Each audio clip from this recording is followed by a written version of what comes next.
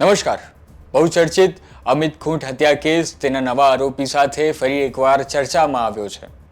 6 મે 2025 એ દિવસ હતો જ્યારે અમિત ખૂંટ નામનો વ્યક્તિ આત્મહત્યા કરે છે.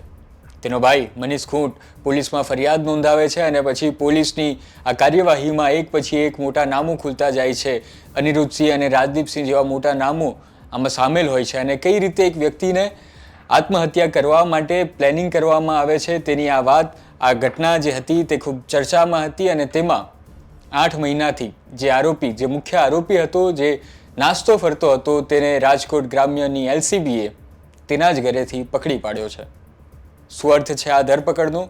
શું નવા રાજ ખુલશે? જાણીશું વિગતવાર. નમસ્કાર, હું છું કૃણાલ. સરજી, આપણે રીબડાના અમિત ખૂંટ જે મોત કેસ છે તેમાં રહીમ મકરાણી નામનો આરોપી પકડાણો છે. સાહેબ, આ કેટલામો આરોપી આ કેસમાં પકડાણો છે ને આનો મુખ્ય રોલ શું હતો? સર, આ 9મો આરોપી છે. આના પહેલા કુલ 8 આરોપીઓ અલગ અલગ પકડાઈ ગયા છે અને આ શરૂઆતથી જે છોકરીઓને તૈયાર કરવામાં હતો અમિત ખૂંટને હની ટ્રેપમાં ફસાવા વાળો, એ આ રહીમ મકરાણી હતો અને એની હારે એક શબ્બીર હાલા કરીને હતો. પણ મુખ્ય રોલ છોકરીઓ સાથે કોન્ટેક્ટ કરવા વાળો અને છોકરીઓને તૈયાર કરવા વાળો એ આ રહીમ મકરાણી હતો. છેલ્લા 8 મહિનાથી ફરાર હતો અને કોર્ટમાં એના વિરુદ્ધનું 70 મુજબનું વોરંટ પણ ઇસ્યુ થયેલું હતું. બરાબર સર. સર, આ 8 મહિના દરમિયાન ક્યાં ક્યાં એમને આશરો લીધો હતો એ કઈ સામે આવ્યું છે? હા, રહીમ મકરાણીને શબ્બીર હાલા છે ને એને અલગ અલગ જગ્યાએ રાખેલા હતા. પેલા શબ્બીર હાલા બાકી હતો પકડવાનો, તો ગુજરાત સિવાયના પણ 3-4 રાજ્યોમાં એને ફેરવેલો હતો અને ભગાડેલો હતો ધરપકડથી એને દૂર રાખવા માટે. બરાબર સર. અત્યારે આપણે જે પકડ્યો છે એને ક્યાંથી પકડ્યો છે? અત્યારે રાજકોટ ગ્રામ્યની એલસીબી ટીમે એને જુનાગઢમાં એનું જે રેસિડેન્ટ છે, એનું ઘર, રહેણાંકનું ઘર, ત્યાં આવેલો હતો આટો મારવા માટે અને એને એના ઘરેથી એલસીબીની ટીમે પકડી લીધેલો છે.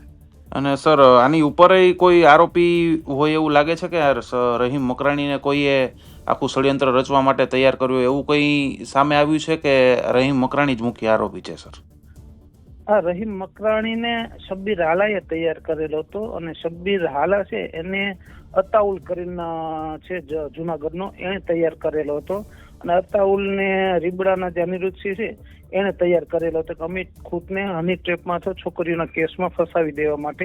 આખી લિંક આ રીતે ગુનાહિત કાવતરું રચેલું હતું અને છેલ્લે પછી આનો ઉપયોગ કરેલો હતો રહીમ મકરાણીનો અને છોકરીઓ મારફત પછી અમિત ખૂંટ ઉપર રાજકોટ સિટીમાં બળાત્કારનો ગુનો દાખલ કરેલો હતો. એટલે સર, કઈ છોકરીઓને અમિત ખૂંટનો વિરુદ્ધ હની ટ્રેપ રચવામાં ઉપયોગ કરવો એ કામ ગોતવાનું રહીમ મકરાણીનું, તો એવું કહી શકાય? સર, હા, રહીમ મકરાણીએ કોન્ટેક્ટ કરેલો હતો. રહીમ મકરાણી જે છોકરીમાં આરોપી છે એ પણ જુનાગઢની હતી. રહીમ મકરાણી પણ જુનાગઢનો હતો.